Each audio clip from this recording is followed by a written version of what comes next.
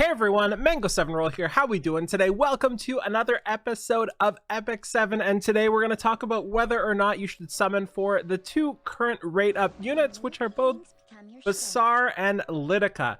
And if you've seen a pattern with my sort of video style, any rerun that has ever really been done is generally a skip, unless it's like a Rowana or Lilius or something like that. Just because the new units that come in bring in so much more potential. That said, we do have something special on our hand. We have Basar, and alongside Basar, we have his artifact, which is Abyssal Crown. They would put this banner right before the Christmas season, you know, right before we expect a limited, right before we expect the Tenebria special character, whether or not she's going to be limited or not. And it's tough. It's really tough. So, first off, I'll just get this out of the way here. I don't think you should summon for Lidica whatsoever. I think Lidica is a great unit. I think she actually had a really niche specialty area where she was used for combat readiness decrease in PvE. A lot of the Abyss stages, for example, she was great for. But they changed her kit a little. They didn't make it worse, but they made it better towards PvP, and really she was nowhere near being great in PvP. So had they kind of made her PvE focused instead a little bit more, I think she'd be in a fantastic spot. Also, her kit in theory is fantastic, but anytime they put out content that matters, they're immune to everything. So Lidica is never doing anything to those contents that she should be good against, because they don't let her. She's immune to everything, so specifically the combat readiness decrease. So definitely think you should be skipping Lidica, unless waifu, of course. Always ignore what I say unless waifu.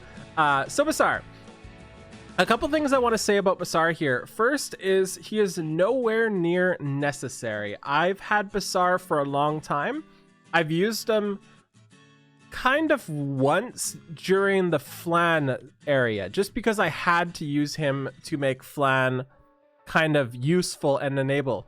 So he's not somebody you need. That said, he is insane for a lot of PvP, especially offense.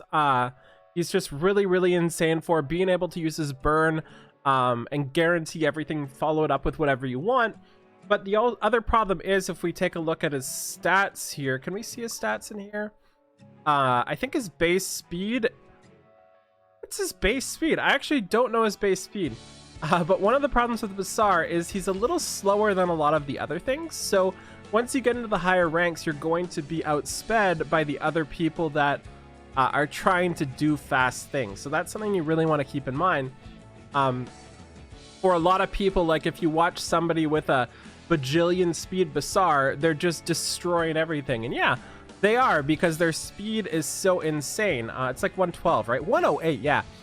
So that is a big problem. If your gear isn't up to snuff, if your gear isn't great, if you can't get Basar to insane speeds, you're not going to be able to go first and outspeed their Cerise or outspeed their a Sid or outspeed their whatever the heck else they're doing. So that is a big problem with Basar. Obviously, you can use him in Guild War offense as well against teams you know you're going to outspeed and you don't need super speed. Like, for example, if you're against an FCC Charles and a SSB, you can pretty much guarantee they're not going to be over 230-ish speed, right? So if you have a decently fast Basar, like 240 plus, you're safe of getting that first turn the whole time. And of course, with his skill 3 burn here, you ignore the effect resistance and you're able to get that first turn in. So that is pretty massive with him. Also, Abyssal Crown is one of the best mage artifacts. Mage has a lot of insanely good artifacts, considering they have Isle of Violin and they have Abyssal Crown, they have Tagael's Tome. They have so good artifacts. So this is definitely one I would love to add to your repertoire there, just because of how useful it is. I believe it should be in the powder shop now as well. And I would personally rather spend I'd rather spend these powders here, if I had them, of course, towards this artifact than perhaps try to summon for an artifact in this day, because it's just so hard to guarantee the artifacts. So it's tough. I'm going to say I don't think you should pull for Basar outside of Husbando, of course, but I wouldn't say no. I wouldn't be mad if you did. And the reason why is just because if you have A-Lots, for example, I feel like they kind of do the same thing but differently, and A-Lots is easier to get going. I also feel like Basar is just... he's been there this whole time, right? And if you haven't needed him this whole time, especially for PvP, then I don't think you need him now. And he's only specifically good there, right? Like, he doesn't really do much outside of that opening. Yeah, that's my stance. This is a tough one. This is a really tough one because I want to acknowledge how good Basar is, but I also want to acknowledge how unimportant at the same time he is. Christmassy we have coming up here. So let's take a look at Basar anyway, since if you do end up pulling him, you do want to know how to build him. And it's pretty easy. Go zoom. Go as fast as you physically can. Go on a speed set, obviously, and this is something I kind of get in arguments about a lot, and that is his effectiveness. Because his skill 3 ignores effect resist, you do not need any effectiveness if you're opening up with the soul burn and plan to like 1-2 combo cleave. And that's often how I plan to use him, so I actually don't really build for too high of effectiveness because of that, because I expect the battle to be won after he goes.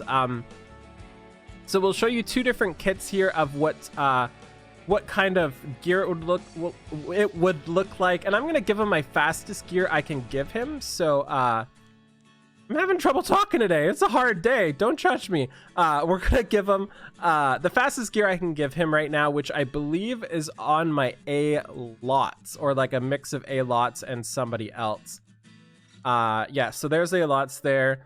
And I don't think it has very much effectiveness, so this will be a pretty good example. So speed. So that means this one here is the sword, and then this one here is the helm, and then this one here is the speed set.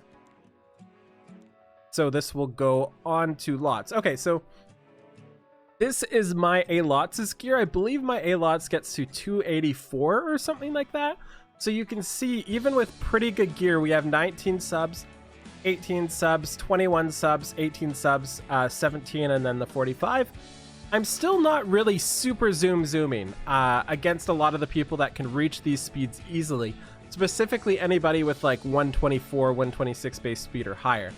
And the other problem with this kit is it's only got 60% effectiveness, because I don't think I need that for Basar.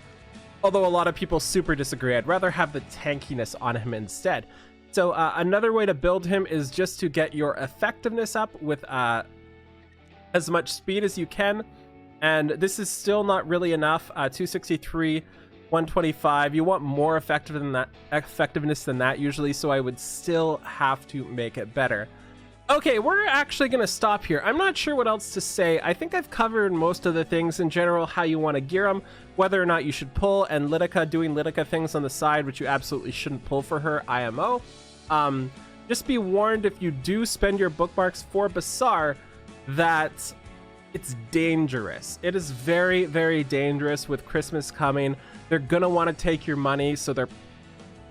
You know, I say they're going to want to take your money, but they don't do any, like, holiday stuff really, so maybe they just don't. Maybe they don't do anything Christmas-y related and don't release anything really important this time of year. So it's up to you whether you want to summon. I think no, but I won't be mad at you if you do. Thank you so much. Have a wonderful day. Bye, everybody.